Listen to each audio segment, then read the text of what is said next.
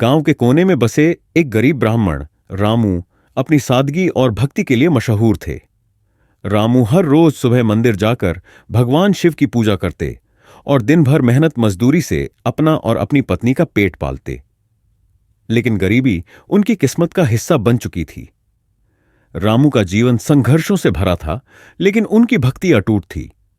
हर सोमवार को वे उपवास रखते और रात को शिवजी की आरती गाते।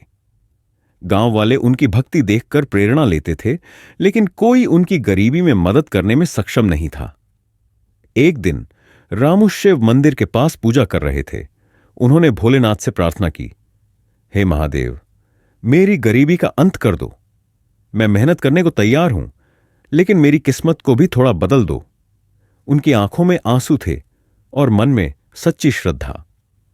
उसी रात रामू ने एक अद्भुत सपना देखा।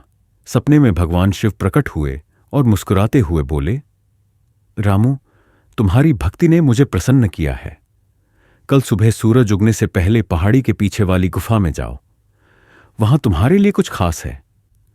रामू की आंख खुली तो वे सपने के बारे में सोचकर चकित थे, लेकिन उनके मन में विश्वास था कि यह महादेव का संकेत है। अगली सुबह रामू जल्दी उठे और पहाड़ी के पीछे वाली गुफा की ओर चल पड़े। गुफा गहरी और अंधेरी थी। उन्होंने कुछ देर ठहरकर भगवान शिव का नाम लिया और अंदर बढ़ने लगे। गुफा के अंदर पहुंचते ही उन्होंने एक चमचमाती रोशनी देखी।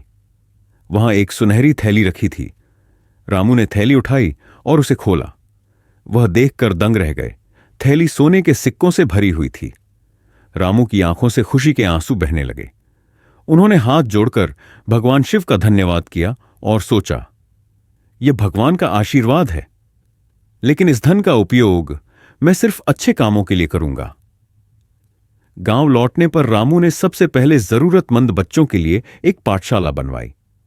उन्होंने सुनिश्चित किया कि हर बच्चे को पढ़ाई का अवसर मिले। इसके बाद उन्होंने गरीबों को भोजन और कपड़े बांटे। उनकी निस्वार्थता और भक्ति को देखकर गांव के लोग उन्हें और भी सम्मान देने लगे।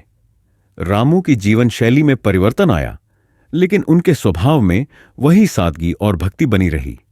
कुछ समय बाद रामू फिर से शिव मंदिर गए और भोलेनाथ से बोले, हे महादेव, आपने मुझे इस लायक समझा, इसके लिए आपका आभार।